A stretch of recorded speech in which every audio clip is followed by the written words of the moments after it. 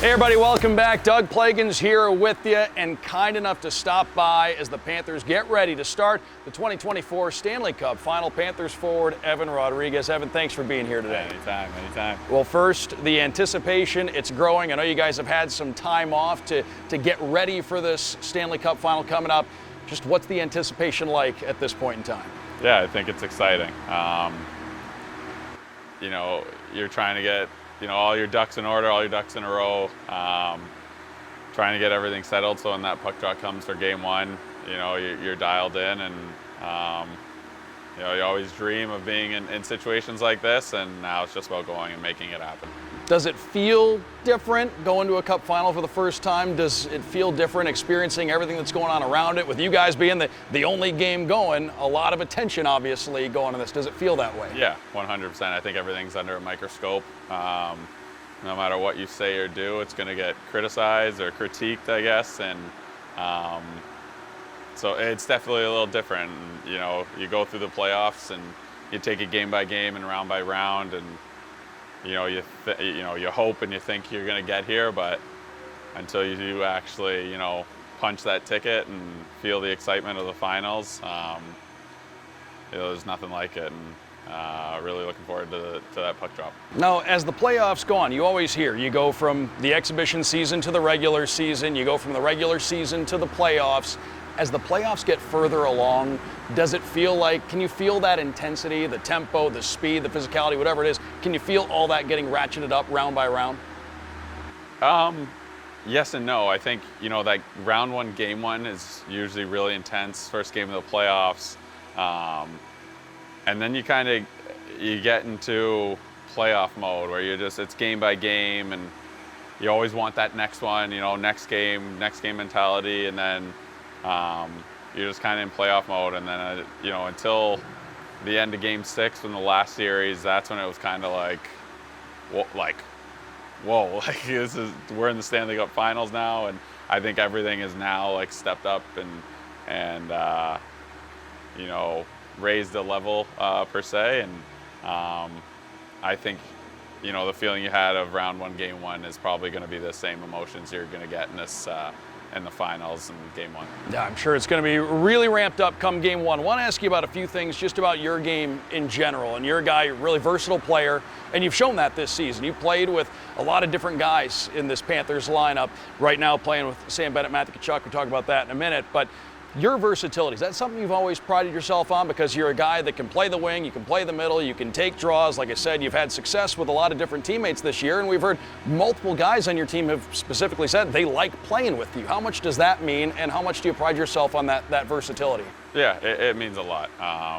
It's, when you get compliments from your peers, it's I guess the biggest compliment you can get. And it is something that I've always prided myself on. It's something that, I've always, two things are my smarts and my work ethic. And that's something that I've taken through my whole career. I think it's one of the reasons why I'm in the NHL, and it's something that I've always focused on. So, started playing with Barkov and Reinhart, and, you want to be F1, you want to get on the forecheck, get the puck, give it to those guys.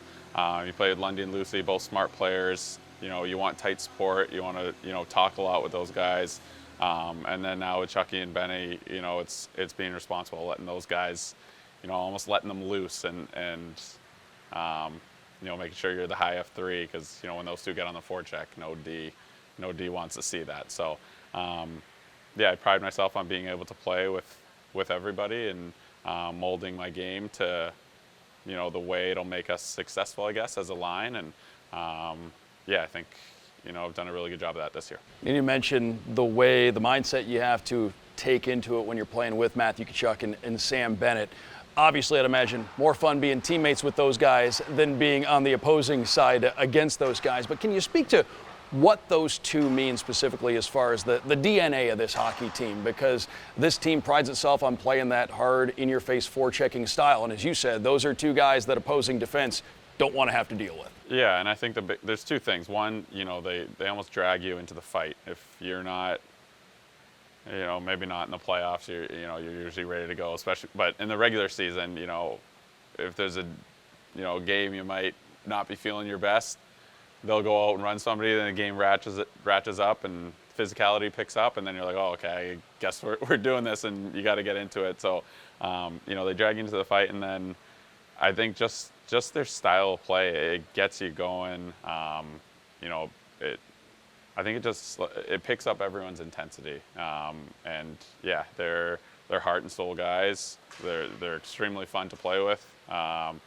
You have seems like a lot of free space out there, especially when they're getting on the body, and just been a lot of fun. Now, a couple things on top of that, in addition to playing with those two players, this group as a whole. Can you describe the bond that you've seen just continue to solidify as the years gone on? Because when you came in, this was already a pretty tight-knit dressing room, and you always hear when new guys come in, incredibly welcoming group, and you'd mentioned that to us right out of the gate here this season. But as the season's gone on and you've gotten deeper into the year and the games have gotten more important and more magnified, how much have you felt that bond continue to build? Because it seems like you guys do have a group that genuinely enjoys being around each other, and it seems like that directly lends itself to on-ice success. Yeah, it's kind of like having, brothers. I grew up with two older brothers, and they're the ones that support you and push you the most. They're also the ones that chirp you the most. And I think that's what we have. We love being with each other,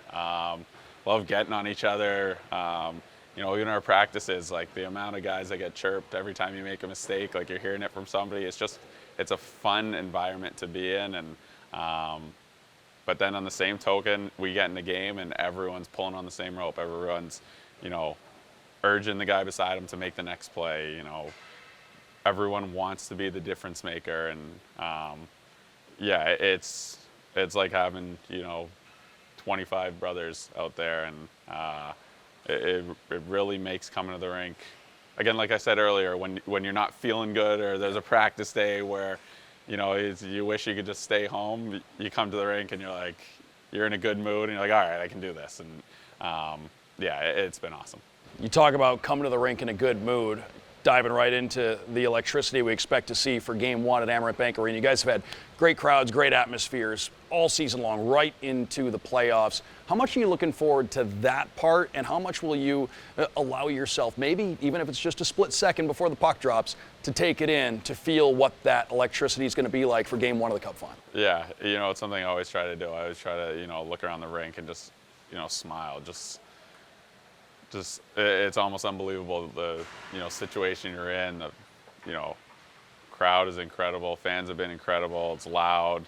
You're playing in the Stanley Cup Finals, and you take a second or two pre or post anthem to just look around and really appreciate what you've been given, and puts a smile on your face. And for me, it gets me even more into the game, gets me amped up, gets me a little bit loose, not nervous, and you just go out and play. And our crowd's been great all playoffs long, and looking forward to hearing what they can bring in Game 1. A couple more before we let you get going. I know you're a busy man. Stanley Cup final starting up here on Saturday night. A lot's been made of the travel distance between the two teams. It's the longest distance separating two Stanley Cup finalists in history. So you guys are used to, other than when you go to Tampa, you're used to, at least a couple hours every time you get on the plane. Same can be said for Edmonton. Paul Maurice pointed out, they've got the Flames in their province, but beyond that, there's going to be some mileage logged every time they get on that plane. As far as the travel distance, does that take a toll, or are you able to just kind of use that time to relax a little bit? A little bit of both, I think. I think both teams are going to be doing it, so there's no real advantage or disadvantage. There's no excuses, especially. And I think, we like being with each other. So, you'll have card games going, you'll have guys watching movies, you can relax, catch up on sleep. There's going to be stuff to do, and there'll be games to be played. And, I think, just the key is probably not sitting for the whole 6 hours. But other than that, we have so many recovery modalities now that, you can do Normatex on the plane. We're going to be fine. At the end of the day, we're going to be fine. And it is a long flight, but it's not going to, you're not going to hear any excuses from, I don't think, either side. Well, you guys are experienced in keeping yourselves occupied on a long flight. But when you get on the ice in this series, I know you're going to be asked this a lot, and with Media Day coming up and everything like that, Obviously, the two teams that are there, they're the two teams that are there for a reason. They've got elite players on the other side. Everybody knows 97-29, McDavid, Draisaitl. Over the course of a series, everybody is going to be on the ice against those guys in some capacity. How do you shut down two guys like that? How do you key on two guys like that? And just in terms of the matchup overall, what stands out for you? I think the biggest thing for us is playing our game. I think first and foremost, we have to continue to do what's made us successful all year. When you look at guys like McDavid and Draisaitl, we play everybody hard. They're not going to be any different. I think you have to know where they are on the ice more than maybe anyone else. You got to really, they can be gone in a split second. So, just making sure you know where they are is going to be key. But at the end of the day, I think we play them just as hard as we play anybody on the ice, and maybe just give them a little extra attention. Well, Evan, we thank you very much for stopping by. Like I said, I know you got a busy week ahead of you here. You're getting ready to play in the Stanley Cup Final. I know we all can't wait to see you and your teammates on the ice for Game 1. Thanks again for stopping by. Thank you. He's Evan Rodrigues, Doug Plagans. Thanks for joining us.